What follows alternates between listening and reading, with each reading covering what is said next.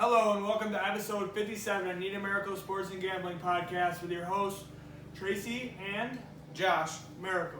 Today we'll be covering a little bit of the NBA and NHL playoffs, and not really a formatted episode, just more shooting the shit about what we've seen. I want to get started. We'll go into the NHL a little bit. I don't know if it's because quarantine kind of hurt the playoffs last year. It was kind of at a weird time, no fans, didn't really get into it. This playoffs has been, I'd put it up with any playoff so far that I've seen. I mean, that Lightning Tampa series just alone is enough to get me, through it all, because it's just been such good hockey, back and forth, high scoring, a lot of hits, a lot of after the whistle stuff, a lot of hatred. And have you had a series you've been watching or liking? Or? I've been following the Boston series a little bit more just because it's been on, at night when I'm home, stuff like that. And they're battling it out too. Yeah, aggressive, after the whistle shit, just like you're talking about, no backing down. Obviously, Marchand's out there doing exactly what he does, getting in people's faces, getting in their heads. That's been a really good series too. I mean, it's been close most games. I think a lot of people are shocked to see Boston 3-1, but I called you after game 2 and asked you if I should put Boston money on Boston to win the cup. Yeah. I mean, they look good. They're scoring right now with ease, I feel like, a lot of times. Their defense is playing excellent. They got some good goaltending, and I think goaltending is going to obviously huge no matter what, but I just feel like as chippy as this has been, as aggressive as teams has been, this is going to be one of the biggest years for goalies. I was talking to you yesterday we were talking about the Florida series. Look at the Florida goal. He went in, faced 6 shots, and let 3 in. You're putting your team in a hole early. If you were watching that game in the first, like I was, you would have thought Florida would have been the team that was up 3-1. They were just so aggressive. They were killing Tampa in shots. They were killing Tampa in time on attack, puck time, and possession. Sorry. And just wasn't showing on the scoreboard like it should have been. I mean, I would have never guessed that game ended up 6-2 the way Florida was hammering Tampa, and Tampa was just making their chances work. You know what I mean? They got a breakaway on a 4-4, and then they got another late goal. I forget exactly what happened. And they were up 2-0 early, and then Boston scored. And I thought Florida, and I thought you'd see Florida come back, and they just never did, which surprised me a lot watching that game, to be honest. Speaking of that series, too, I mean, Tampa Bay is kind of cheating because they're $14 million over the cap, because what they did at the beginning of the year, NHL has a rule, long-term IR guys can come off during the playoffs and not count against the cap, which I think they're going to change it after this year, because I do think Tampa Bay will probably end up winning the cup. Partially because of this rule and partially because they're just really that good anyway. But Nikita Kucherov did not play a single game in the regular season. I believe he has now like 5 or 6 points in this series so far. He's just lethal shooter, power play guy, can do it all, really pass the puck brilliantly, very high skill player, probably one of the top 10 players in the NHL.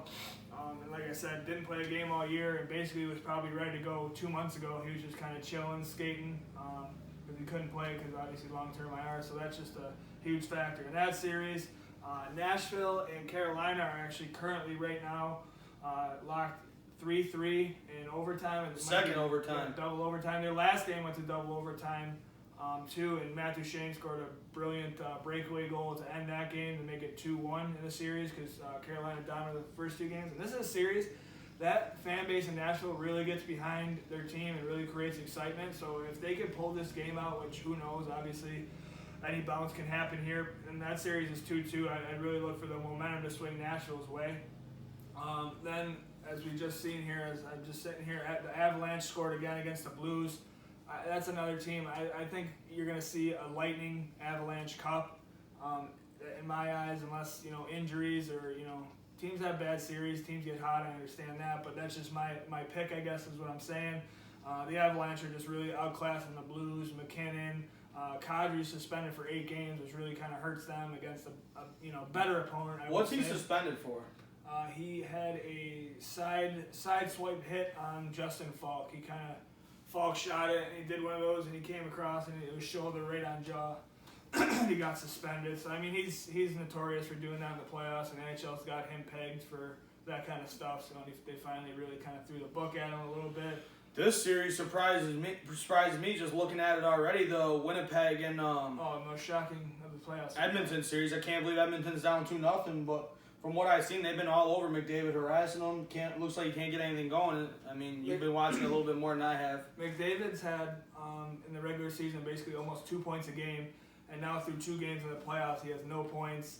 They have 1 goal. I believe Connor Hellebuck has made 70 saves. Or 69 saves and 70 shots, excuse me. They've let in 1 goal. They're just pretty much all over him. Like you said, and Winnipeg's a good team. They're gonna bury their chances, do the things they gotta do. They play hard. They're no joke. So I mean, that series is a surprise, but I could also see McDavid and Draisaitl breaking out for 6 goals in a game. That's what I was just about to say. From a betting standpoint, though, I feel like you can probably get Edmonton at a very nice line right now to win that series, and it might be something you guys want to look into. You know, this show is about betting. Obviously, more and more online betting's popping up, legal now. You know what I mean? So this is going to be more what we're starting to transition to and direct our attention at. Obviously, with football season coming back, you know, we'll sort of be more in the swing of 2 shows a week, getting back to that. Right now with the playoffs, we're going to try to hammer out at least 1 show a week. We know we've been having some issues and haven't been able to get shows out, so we do apologize for that for our fans that do watch and follow every time we put something out. Another series has been pretty good, pretty physical, That's pretty what tense. I was about to jump to. The Islanders, Penguins. the Penguins. Classic Sidney Crosby in the playoffs, doing what he does. The Islanders kind of came out last game and smoked their boots a little bit, won 4-1, but that's been back and forth. You got the Leafs and Canadians, which I haven't really got to watch much, but obviously... Well, it was only their 2nd game last night. Yeah, and obviously the John Tavares injury, a huge storyline in that series. Corey Perry did not do that on purpose. For anyone that thinks that, he just obviously, I mean... He was trying to avoid him, you can tell. Don't know the game. I mean, he's skating. You don't even know the speed that he's skating out. He's trying to get back, and the guy falls, and boom, hits him in the knee, or knees him in the head. It's an accident. It's actually, terrible for the Leafs. They're trying to make a big cup run, and all of a sudden, boom, one of their stars is out, probably for the rest of the playoffs, I would imagine. But no intent there. Foligno goes up to Perry on a couple faceoffs later and just goes, hey, we gotta go. And, that's our captain. Knew it wasn't intentional, but you took our captain out. You got to fight me. Perry obliged. It's over now. That's why hockey is such a great sport. So that series is 1-1. Islanders is 2-2, I believe, right? Islanders Penguins? Yep, 2-2. 2-2. So they've been kind of going back and forth. There's been a lot of battles. I think it's legitimately been back and forth. Or no, I think didn't the Islanders win game 1, Penguins won game 2 and 3, and then Islanders just won 4-1. Everyone's seen that picture posted all over of all the Islanders guys in the box and all the Penguins guys in the box. So that's getting intense, and that's what playoff hockey brings, especially with fans and all that. I think it's just been better. I mean, let's not forget, these are teams that these guys have been playing all year long. So tempers have already been flaring. It's already been good hockey all year. I don't think there's really been many teams. Even when Buffalo was bad, they were still on the brink in some games. I mean, there were some games they got blown out, but not to bring them up. I'm just saying, there's been good hockey all year. It's been aggressive. It's been hitting, tough. And that's what we're seeing boiling over into the playoffs now. And it's just the aggression from the year and all the frustration, adding up. Yep. Another series, I think the only one we haven't talked about would be Golden and the Golden Knights. Yep, and the Wild. And, a guy that's really showing himself off, even though his teams aren't winning the series right now or, playing all that great, is Kirill Kaprizov. Yeah, I think it's kind of a big showcase for him, a Russian guy who came over from the KHL last year, and it's just disgusting. Well, let me ask you a question. Since you want to bring him up, would you be willing to get rid of Eichel and bring Kaprizov over and possibly another piece or a draft pick? I mean, yeah, we could talk Eichel trades at a different date, but I mean, if you could get him, and I mean, we'd have to look through that roster and kind of work it out a little bit, but I don't know if they're even willing to do that because Minnesota was a team that just hired a new coach, wasn't really playing at the level they should have been previous years. Yeah, they really liked that kid too. I mean, that's why I said. Yeah, they make the Eric Stahl trade. But he's not doing anything either. Johansson. No, Johansson. Went there. We got Eric Stahl, and that piece has really worked out. They kind of brought some guys in here and there, brought a new goalie in, Cam Talbot, and they just played really good hockey. But they're running into an absolute buzzsaw again. If Colorado doesn't win the West, I'd be shocked if it's not Vegas. I think they're just waiting to run into each other at a future date. But that's been a pretty good series. Minnesota, I believe, stole game 1, and then Vegas kind of did. stepped on their throats and showed that they're the better team with their back kind of against the wall a little bit. But yeah, I mean, that's some of the storylines. My favorite player now, I might really buy his jersey. One other thing I just remembered is the Panthers' Ryan Lomberg, just a small little Canadian kid, and he just throws his body around, gets in anyone's face, heads the whistle, goes to the net, pokes the goalie, just does, just absolutely infuriating Miguel Sergachev out there. And again, it's not working, to the best of the ability, but you're just playing an unreal team. So Who's that sound like? Sound like somebody you know? Yeah. Who's that sound like? I don't know. Doesn't sound like Marchand? Yeah, but he's not to the skill level of Marchand. Obviously, he scored the game winner in overtime in Game 4, I believe, and it was like his second goal. But you could make a career doing that shit very easily. You can piss off the other team and not take penalties and not take stupid penalties yourself, and kind of just be out there and frustrate guys, and be able to skate and do your job. It's a career carver for sure. All right, before we hop over to the NBA side of things, something that I'm looking at right now, do you know Mickelson was winning the PGA Championship right now? I did hear that. I've seen a lot of tweets about it. I've been golfing a lot, honestly, but I gotta get into watching it more. I'm not a huge watcher of the sport, to be completely honest. I watch the big events, and if I do watch the big events, it's probably on Sunday, not the whole thing, but I do follow it. But yeah, I did know that. I've seen a lot of tweets and stuff. All right, let's jump over to the NBA. We'll go back to yesterday before we hop into today. So we'll start right here. Heat and Bucks. That was a good game if you watched it. Anyone that watched it, it was down to the wire. Obviously, went to overtime. Middleton hit that 2, put him up. Great game. I honestly thought Miami was going to pull it out. For the betting purposes, anyone that took Miami, I got Miami live plus 2.5, plus 108 I took it, hit for me. These games are going to be pretty close with a lot of these matchups. I feel like this Dallas Clippers series, I don't want, from a betting standpoint, you guys to hop right into that and think that Dallas is going to run the series. I don't see it happening. I think it was not a fluke game, but I think Kawhi and Paul George are not going to allow Dallas to win that series. And I think the Clippers. Tough last year though. Too. Yeah. The Clippers are just a better team, and I think he's going to prevail. Is what I'm saying. If you're going to bet the series. But before we go into that, I guess let's just talk about this Heat Bucks series. For me, and people are not going to like this. Your newfound roommate's not going to appreciate this one. We want to sit here and call Giannis one of the best players in the league and everything. Giannis, one of the best players in the league and everything else. And I agree. He is one of the most talented, athletic players in the league. But the man can't shoot a 3-ball. He can't hit free throws. You know what I'm saying? All he is a better Shaq. He's a more skilled, athletic Shaq. If you watch him on the floor. I mean, he has his bad games, but I mean, that's going to be worked on. I know he's kind of deeper into his career than to hear that, but I mean, he is what he is. He has his good games and bad games, and I think people are really on him about this playoff stuff. But I mean, they did win the game. They were given the game on a BS call. Yeah, I mean, Duncan Robinson was trying to fight through a screen. His elbow rose up. It wasn't intentional. It should have never been a flagrant. And that's what happens. It sort of gave Milwaukee the game, not essentially, but put them in a better position. And then they get the ball back late and hit that with 5 seconds, I believe, on the clock. I mean, you talk about a first round matchup. I mean, they did it to themselves by having a bit of an off regular season, but like. Oh, Miami? No. Milwaukee, yeah. I mean, both teams, because Miami's better than they showed in the regular season, and so are the Bucks. I think. I mean, maybe not better, but like the Bucks just kind of got fucked over down the stretch in the regular season. Getting a 3rd seed, having to play the former Eastern Conference champions of last year, a team with a lot of playoff experience from last year, a really good defender to get on Giannis and Butler. It's just a tough matchup. They hit a lot of threes, as you saw last year. They ousted them in 6 games. The Heat won it or something like that. I'm not sure off the top of my head. Yeah, it's just a tough matchup for the Bucks, but they pulled through and they win this series. I think it only makes them stronger. You want to start on the next series then? since we already touched on it a little bit. The Mavericks and Clippers. Yeah.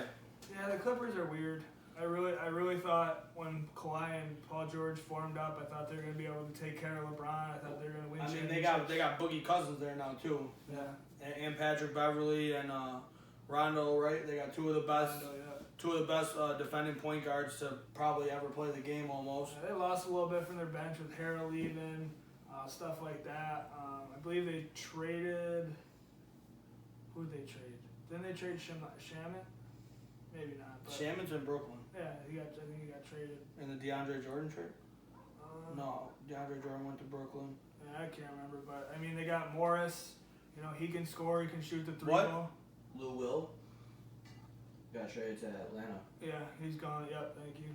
And you know, Morris can shoot the three ball, so they're deep. They're a good team still. I don't know. I feel like they just don't show up in games, and this was one of them. I still, like you pointed to, I think they're gonna win the series still, quite comfortably. But it's just odd to see sometimes. I mean, for me, they're going against probably one of the best players. I mean, he's hands down one of the best players in the NBA right now. For me, he's almost in my top three, and that's Luka. And I think, you know, he just stole the show from him last night. 31, 10, 11. Yeah, and I've said this for the last 3 years. I really have. You know, it's documented that I think he's going to win an MVP, and I think it's now going to happen sooner rather than later. He's got the three ball. He drives. He can pass like no one's business. He just got it all. Very patient player on the offensive end. It's just, you know, he's just a stud, and he can win games by himself. But again, against a team with, you know, the defenders that the Clippers got, you figure that they, you know, figure him out a little bit. But let's jump into the next series. I apologize for anyone that hears the annoying dog that barks constantly down the road. It's constant, 6 a.m., 9 a.m., 1. So, you know, sorry you guys got to hear that. They just leave the dog outside and then they say people walk by and torment it, but just sits out there and barks all day. On to this next one here. This really isn't a surprise to me at all. I actually thought it'd probably be worse than this. Celtics and the Nets game 1. Celtics had a lead for a good portion Yeah, of the game. they too. did have a lead, and they're a team that needs to close out. You know what I mean? Like, you can't let Durant and Kyrie and Harden come back into the games. I mean, Harden had 21 points. I'll pull it up real quick for you guys just so we can run through. I don't want to guess, so I'm looking. I mean, the thing that's going to stop the Nets is health. It's health. No one's gonna contend with them if they're healthy, Well, especially in the East. Also, too, not to cut you off at all, somebody for the Celtics that I feel like stepped up the last couple of games is going to be Kemba. You know what I mean? He's a guy that he wasn't healthy all year, if I'm not mistaken. Then he came back, and you could definitely tell that he wasn't still. Yeah, Boston's gonna steal a game or two in that series and make it more difficult on the Nets than they want it to be. But I just think the Nets, like, you know, that big three has played 10 games together maybe all year. You're not going to beat them with Durant scoring 32. No. Kyrie scoring 29. Harden scoring 21. It's just not going to happen. I mean, Durant's averaging 12 rebounds. They're turning the ball over a little bit, but I don't think that's really an issue for them. I think they're one of the teams that can overcome turnovers just because they have such prolific scorers. For me, a guy that I think is going to be crucial for them down the stretch is going to be Jeff Green, though. I mean, he plays a lot of minutes. He's a very good defender. Jeff Green killed it for the Rockets last year. Right, he's a good defender. Never seems to age, even though he does, obviously, but he's been in the league for 100 years, it seems like. Had the heart condition, Boston, all that. And I think it was a million years ago. And Marcus Smart, I think his little tweets that he wanted to send at Durant early, I think really backfired on him when he said he wanted all the smoke and he couldn't handle the smoke. So, yeah, we'll see how it plays out. But the Nets are just too good to lose in the first round, in my opinion. That covers all the series from yesterday, correct? no. One game left, the late game. Trailblazers Nuggets. I mean, your boy came out and stole the show in the first quarter, hit a bunch of threes. The Joker? No, fuck no. The Denver crowd was booing him, letting him have it a little bit, and Melo loved it, thrived on it, came out with like 12 points pretty early in the game, ended up with 18. Dame Lillard did what he does. And, you know, Jamal Murray is missed by Denver. They're not the same team. They could be had. This series is going to be back and forth, and he talked about the betting side of things. Take the over in these games. I don't care if it gets to 230, 240. Take it. Because they don't play any defense, and all they shoot. And It's always fun to watch too. Yeah, like you said, I mean, that's where I'm seeing, looking at the box score alone, they're missing Murray a lot because Campazzo, you know what I mean, 8 points, good for him, but with Murray there, you're looking at probably 21. Yeah, you're going to take away from a couple people, but I mean, the only person you're really taking away from, I feel like, just looking at this is going to be Porter Jr. You know, he had 25, maybe he only has 20, but Murray's also going to give you probably 20, and you're in a much better position, obviously. How many minutes did Campazzo play? Campazzo, he played 32. Yeah, I mean, that's a guy you want at most playing 15 to 20. And it's not like they don't have another point guard, really. I mean, they got Morris. He played 22 minutes, but Yeah, they're hurt. yeah. And they can still win this series. I mean, they got, you know, an MVP candidate on their team. He could take over at any point. That's no, you know. Well, let's not forget. I mean, they're not only without Murray; they're without Harris too, Yeah. and Barton. Yeah. They're without 3 of their top guards. They have Austin Rivers, a guy they picked up late in the year. They traded Harris, didn't they? To the Mavericks, I believe, for Gordon. Pretty sure. Who? No, who was? Aaron Gordon. They traded Gary Harris for Aaron Gordon. I thought they had another. Who's their backup point guard or shooting guard? It's Barton, but there's another guy there, isn't there? Carter or something like that, maybe then. No, Javon Carter's on Suns. Just look it up. But I'll give you my take on this series while he's trying to figure out that. Lillard is a different animal, especially in the playoffs, man. Him and McCollum can score. They're dangerous. Nurkic is really good down low, very underrated center in this league. Melo off the bench, there's more scoring for you. Oh, Dozier, that's what I was thinking of. Sorry. Okay, PJ Dozier. Yeah. Yeah, and you got And Will Barton's out. Murray's out. you got Cantor off the bench, more scoring. So this team can score. It's just do they have the will on the defensive end to go out and beat these good teams in the West? And we'll see. But you know, they outscored the hell out of Denver the first game. That's how they won. All right, let's hop into today's games. We'll start out with the Wizards and Sixers. Wizards definitely surprised me in this game, and they shouldn't because they have 2 of the best scorers in the game right now in Westbrook and Beal. Beal goes off for 33. But the dude that should be getting some love that really isn't is going to be Tobias Harris of the Sixers. I mean, all year he's bailed these guys out when Simmons was hurt and Embiid was down. And you know, they just weren't scoring, stuff like that. This guy just keeps showing up. He goes off for 37 today in 6, and they win 125-118. Telling you guys right now, this series is going to be very aggressive, a very fast-paced series. Which, looking at this, obviously it fits the 76ers 100%. But let's not forget, I mean, Russell Westbrook, Mr. Triple-Double himself, loves to play a fast-paced series. If he can get the ball and go and you want to get into a running match with that man, it's going to go to a game 6 or 7 for me. And I feel like from a betting aspect, I don't really want to put too much money on the Sixers in this series. I mean, they're going to win the series. Yes, if you're going to bet it like that, go ahead.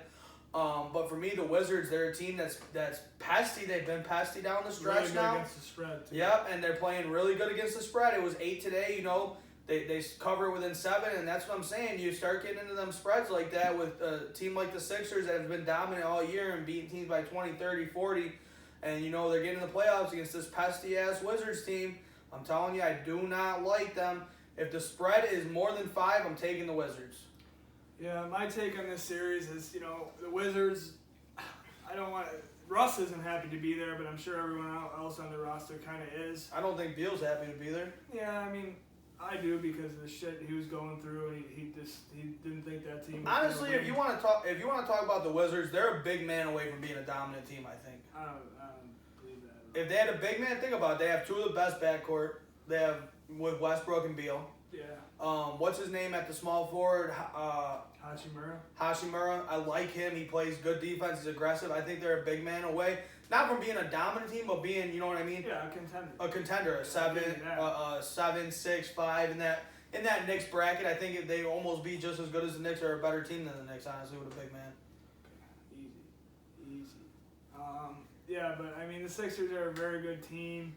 A lot of scoring, dominant player, also an MVP candidate and Embiid, but they just got more firepower than obviously we talked about with the Nuggets because they got Simmons there, like you said. They got Harris who can, give you that big scoring night any night. And he's been like that his whole career. He's just been overshadowed everywhere he's been. Yeah. Got paid a lot of money though with the Sixers. Danny Green's there as a 3-point shooter, a wing defender. Let's go on to this Joker over here. This you gotta. Well, the most He blew out his shoulder again today. He got poked in the eye a couple nights ago. Now he blew out his shoulder. LeBron. Yeah, the biggest flopper in the league. He's just an absolute. That's your boy's man back there. Oh yeah, he's so tough, man. I can't believe he's. You're not a playing LeBron this. fan, so you're a Cleveland fan, not a LeBron fan. I'm a Cleveland fan and I'm Speak a up. Harden fan. You're a Harden fan. Love Harden. But yeah, I mean, if you watch this play, if you're a LeBron lover, hater, in between, don't care, please go watch the play with him and Chris Paul and tell me how he hurt his shoulder today. Please. Oh, I would on that love- rebound. I mean, Chris Paul pulls his arm up about maybe that much, 3-4 inches at the most, and he falls to the ground. All his weight landed on his elbow, and they're not even looking at his elbow, they're looking at his shoulder. It's like, come on, man. Yeah, because it jerks it I up, mean- dude. It's full in motion. Are you talking about the rebound though? I'm On talking the free about. throw? I'm talking about Chris, I didn't the s- Chris Paul play where all that shit happened. And then the shit happened with Caruso Yeah. and Payne, and then Montrezl Harrell came running in there to break it up, but just decided to drive his chest through Chris Payne's chest, Yeah. but hold him up, Can't- thinking it was okay. Yeah. I don't know, but let's talk about the game more. Well, I mean- huge win for the Suns. Huge win. Oh yeah, for sure. But for me, I mean, where is Anthony Davis? Yeah, he gives you 13 points and 7 rebounds, but this guy's got to play better. Yeah, he shot. His jumper was terrible against the 5 for Warriors in the 16. play-in. Yeah, and tonight too. Yeah, so he's got to help out more. And I don't know why they're not feeding Drummond. Drummond goes 5 for 7, and he only has 12 points. He only played 19 minutes. Is he hurt? Who, Drummond? Yeah. Why is he No. only playing 19 minutes? I mean, you got Anthony Davis. You're obviously going to play him more, but yeah, I don't know. But they can both be on the floor at the same time. One's a power forward. Yeah, I agree. I don't know. And that should be beneficial to Anthony Davis playing with another big on the floor. Yeah, Nashville did win again, so that series is tied 2-2. Sorry to we're kind of watching it live here, but yeah, I see that point. But I'll tell you what, with the skill and Chris Paul's a little banged up too, shoulder injury. Hopefully he can get past that. But if the Lakers go down 2-0 here, they're in trouble. They're not playing a joke of a team here in the first round where they can just walk through this thing. So hats off to the Suns to go out and get a series lead against LeBron. It's hard to do, but they got to show up next game and play just as hard, if not harder, because LeBron's going to be coming, AD's going to be coming. It's a tough series. Kuzma, they got a lot of talent, but I mean, just an absolutely huge win. Now let's get into it, man. Let's get into the real series. Let's get into what the people really care about. The people are just. Let's talk about the 15,000 fans and that will be rocking MSG in 7 minutes. Let's talk about that. Let's talk about how loud it's going to be in there. Let's talk about Trae Young getting strapped up by probably Elfrid Payton, even though Trae Young's so good, I got to hear about him all the time. Let's talk about the Hawks being 0-3 against the Knicks this year. Julius Randle is going to eat alive John Collins. That's another thing. That's just going to happen. What else? Nerlens Noel is probably going to block about 4 or 5 shots. This whole series is going to be a pick 'em, so it's whoever you like, whatever you feel confident in on the betting aspect. I guess they got New York as -1 today. What I saw was a pick 'em. I do not like any first half bets in this series.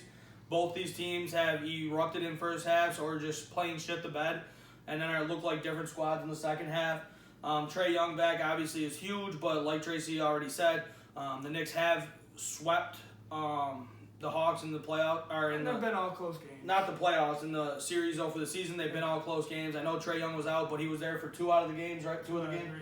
Yeah. Yep. So I mean, you can't really use that excuse. I like the Knicks in this series. I think it's going to be a very close series. It's not a series that It'll go 6 or 7. that I feel very comfortable in betting, but I do like the Knicks. It's going to be on Julius Randle, and I think the main guy that has to step up and help him here isn't going to be Derrick Rose. It isn't going to be Reggie Bullock. It's going to be R.J. Barrett, dude. You were drafted 3 for a reason. You need to show up. You have to ball. There's no reason you can't take Hoyter? huh? Hoyter? Yeah. There's no reason he can't take him to the rack and draw the foul, get to the line, get some gritty buckets early. Allow his drive to set himself up for that corner 3 that we saw, down the stretch of the season when he started to look like he could shoot again. are starting to look like he can shoot. Sorry, they're just showing some clips of the fans in the crowd. You see John Stewart there, Tracy Morgan. A guy that I'm telling you to watch if you get prop bets with him at all, and he's got over 12 points or anything like that, hammer the fuck out of it, is Quickly. This man all year has played pretty well against the Hawks. He loves playing against somebody Jake already talked about, Lou Williams. It's his idol. They go at it. It's a good matchup when they're on the court, something to keep your eye on in that series as well. You got anything else you want to talk about? I got a lot. I mean, Burks has to show up. Yeah, I would classify kind of all those guys in the same little realm of those, over 12-point bets. As Burks is right around there. He can catch fire. Bullock is a huge key for me this series because he's been just really seriously just been shooting the ball lights out. He's at 13.5 I saw for today. His 3-point shooting's been elite. That's what made me think about it, though. Looking at the prop bets, RJ Barrett 19 points. I'd love to hammer it. I think he's going to be there. But at the same time, what RJ Barrett are we going to get? He doesn't always show up, and if he doesn't want to play, he'll get into foul trouble. He'll start not caring, and then he just does stuff that doesn't make sense to me at all. Yeah, I think the boys will be ready. I'm just a little nervous of the crowd, the full crowd, pretty much. I think Quickly's going to thrive on that shit. He's the type of player that thrives on that. Yeah, and I'm just a little nervous, the pressure and all that, young players, but that's why you got Randall, that's why you got Rose there, that's why you got a Taj Gibson there, kind of calm down the younger players. You got to, hopefully, the Hawks are going to have to weather the storm early, and the Knicks get up big, but if the reverse happens, you know what I mean, the crowd's kind of at a lull, and you need to get that energy. Hopefully the veterans can provide that and take these young players along under their wings. Yeah. Let's hop into this last series real quick before we wrap this show up. The Jazz have been great all year. They're getting Donovan Mitchell back. To me, there's no shot Memphis wins this series at all. It probably goes 5 games max. What I do want to say about Memphis, if you are betting game by game, pay attention to that spread because Memphis is a team where they don't like to play defense, really. They're a fast-paced team. They sort of remind me of the Wizards a little bit, but I think they have a better defender in the 2 position. And I can't think of his name. Brooks, right?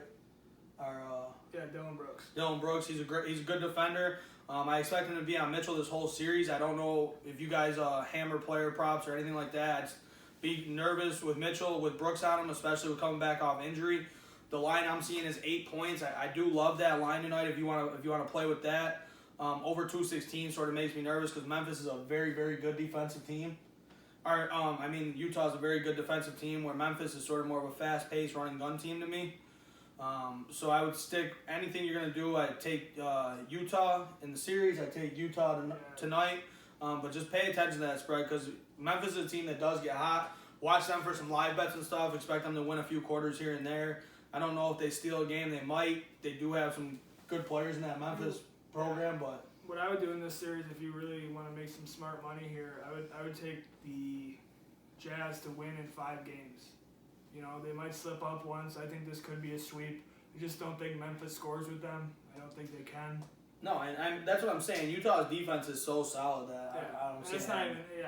I'm just saying Memphis to play anyone in general that just have a tough time scoring other than Morant and Jackson, guys need to kind of catch fire for them to put up some decent points. But, yeah, I like the Jazz and maybe smart money, take them to win in exactly 5 games and, have a little fun with it. I don't know if you guys have been following us at all. Like we told you guys on BetSperts, me and Tracy were doing not great this month, but not bad. We're at 500. We're betting at least 4 games a day mostly. I took a day off the other day just because I couldn't get it in. I couldn't get to my phone in time. Baseball, though, I'm just telling you, all I've been doing, I've been going like 3-1 most days, stuff like that. I'm just going through, looking at the pitching matchups. You see a pitching matchup that, one guy's got an ERA of 9, the other guy's got an ERA of 3. I go in, I hammer that bet on the first 5 innings, stuff like that. Pay attention to it. Baseball is going good right now, and I feel like it's been pretty easy for both of us to sort of bet it for the most part lately. Pitchers have been killing it. Look at all the no-hitters and shit. Everyone's all over these first 5s, and I think Las Vegas and the bookies have kind of adjusted to it a little bit. But, you just take the first 5 and you go for the better pitcher because you don't have to deal with the bullpen. Right. It's a good bet. But, we're going to get into episode 57 jersey numbers and who's the first guy you kind of think of? My guy's going to be, obviously for me, Johan Santana, number 57 for the Mets. While we were on the topic of pitchers, that's what got me on it when I was thinking about my number 57, so it's Johan for me. Yeah, I got 2 in mind, and I think he's going to take the other one, so I'll leave him for him. I'm going to take the 6 foot, a million giant Tyler Myers from the Buffalo Sabres. It's the first guy that pops in my head. I'm going to take Lorenzo Alexander. Yeah, so this has been another episode of Near American Sports and Gambling. Your favorite what is it? I think I've Your done favorite an episode. podcasters. Yeah, your favorite podcaster's favorite podcast. We haven't done one in forever. I forgot. Thank you for listening, and just go on Twitter. Follow us on Twitter, please, please, please. At Miracle Need. That's all I ask, please. That's all our content's being put out on there, and memes and photos and all kinds of stuff. So it's a good time. It's a good follow. Please go hit the follow button. Thank you. Have a good one. Let's go, Knicks!